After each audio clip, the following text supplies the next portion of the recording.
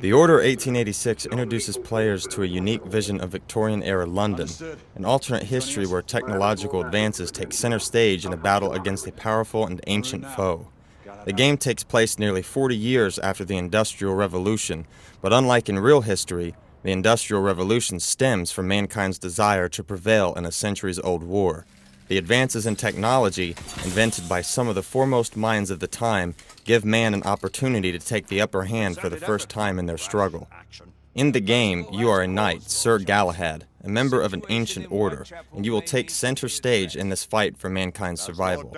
As the game takes place in an alternate history, you will be able to interact with real-world historical characters who will aid you in your quest.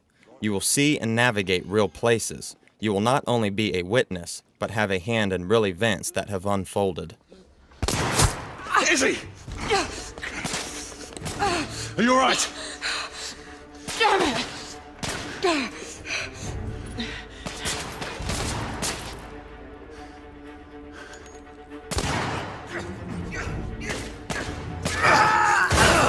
Oh, God.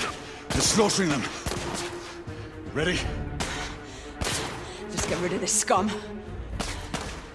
The Order 1886 is a fantastic game. It's the kind of game that the PlayStation 4 has needed for quite some time. Games these days are constantly going open world, filled with tedious side quests and boring activities. It's in that light that I think the Order 1886 really stands out. I, for one, find it nice to see something so distinct and original. It takes a lot of courage for game developers to go this route, and for Ready at Dawn, developers of the Order 1886, it has paid off. For starters, the visuals are absolutely phenomenal. The Order 1886 is the best-looking PS4 game to date.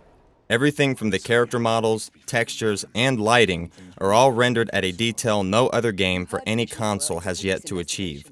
The game runs at 1920 by 800, which is basically 1080p with the included black bars at the top and bottom, with a frame rate of 30 frames per second. Needless to say, it's jaw-dropping and sets the bar for what the PlayStation 4 can achieve.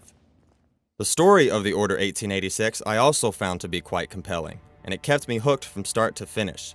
The tale of Sir Galahad is an interesting one, with twists and turns that kept me playing even more just to see what was going to transpire over the course of the story. Another aspect that makes the Order 1886 come to life is its cast. I found the performances to be spectacular and lifelike in a way that many games of this caliber failed to do. With the world so dark and tragic in this game, I genuinely felt for these characters and I could relate to some of their motivations. Men, half-breeds, what does it matter? Vive la liberté!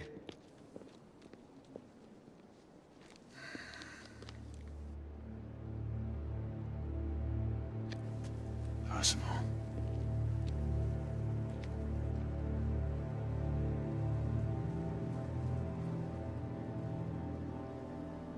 Strange.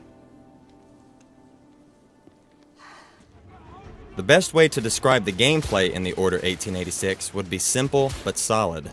The controls are tight and accurate when it comes to the cover-based shooting mechanics, and the game has a weighty feel to it. While there are quite a few quick-time events in the game, I actually enjoyed them. Some sections of the game require you to use stealth, which I also thought was well executed here. With the frequent checkpoints scattered around the game, I never got frustrated, and I had a lot of fun taking down enemies with the element of surprise. The gameplay may not be revolutionary, but I think it gets all the basic fundamentals right.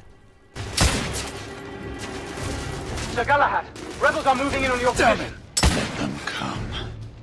Sentinel-3, do not lose sight of him. At specific points while playing the Order 1886, you can sometimes, on occasion, get a chance to branch off of the main path. In doing so, you can find the many hidden collectibles littered throughout the game. While some of these collectibles are interesting and provide some backstory, such as newspapers, photos, and audio diaries, many of them are pointless. When grabbing some of the documents in the game and then flipping them around, there were many times when there wasn't even anything written on the back. It was sometimes unsatisfying, and it's clear that these are just here as distractions and to show off the visual fidelity of the world that Ready at Dawn has created. Another strong point for the Order 1886 is in the audio department. The score is eerie, yet it also conveys sorrow. It's the perfect fit for a game that dwells in such areas. It hits all the right beats pertaining to the story, and it definitely stands out amongst some of the better video game soundtracks. Gaining access to the compound proved to be a little more difficult than planned. The Order 1886 is the kind of game I would like to see more of. It's a title that proves you don't have to be an open-world game or have co-op to be drawn into a fictional world. I also respect Ready at Dawn for the courage it takes to create a whole new IP from scratch. Many other games in the industry are simply copy and paste by comparison. The Order 1886 is a very meat and potatoes kind of game. And on that note, I'll have an Order of 1887. Of that you can be sure.